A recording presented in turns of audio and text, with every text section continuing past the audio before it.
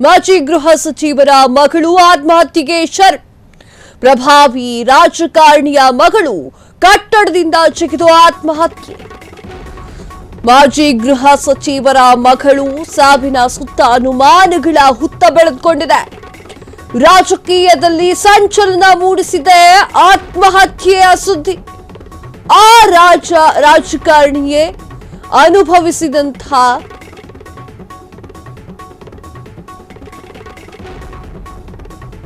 ಗಾಥೆಗಳೇ ಇರೋದಿಲ್ಲ.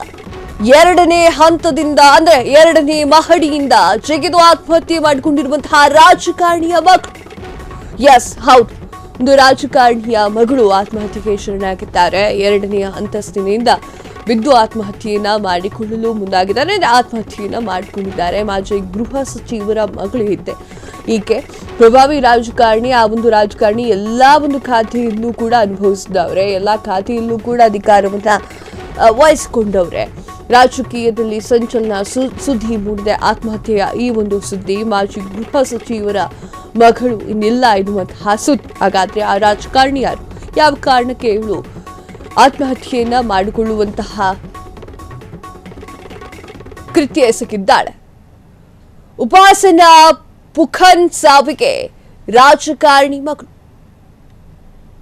ಮಾನಸಿಕ ಕಾಯಿಲೆಯಿಂದ ಸಾವಿಗೆ ಶರಣಾಗಿರುವಂತಹ ಉಪಾಸನಾ ತಂದೆ ಮಾಜಿ ಗೃಹ ಸಚಿವ ದಿವಂಗತ ಬಾರಿಗೂ ಅಸ್ಸಾಂ ರಾಜ್ಯದ ಮಾಜಿ ಗೃಹ ಸಚಿವರು.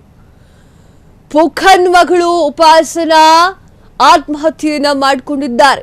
ತನಿಖೆ ಆರಂಭಿಸಿದ ಅಸ್ಸಾಂನ ಗುವಾಹಟಿ ಪೊಲೀಸರು.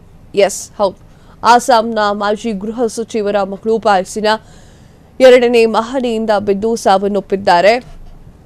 ಮಾನಸಿಕ ಕಾಯಿಲೆಯಿಂದ ಆಕೆ ಬಳಲ್ತಾ ಇದ್ರು. ಆ ಒಂದು ಕಾರಣಕ್ಕೆ ಎರಡನೇ ಮಹಡಿಯಿಂದ ಬಿದ್ದಿದ್ದಾರೆ. ಉಪಾಸನಾ ತಂದೆ ಗೃಹ ಸಚಿವರು ಅಸ್ಸಾಂನಲ್ಲಿ ಬಾರಿಗೂ ಅವರು ಪುಖನ್ ಅಸ್ಸಾಂ ರಾಜ್ಯದ ಮಾಜಿ ಗೃಹ ಸಚಿವರಾಗಿದ್ರು. ಅವರ ಮಗಳು ಆತ್ಮಹತ್ಯೆಗೆ ಶರಣಾಗಿದ್ದಾರೆ.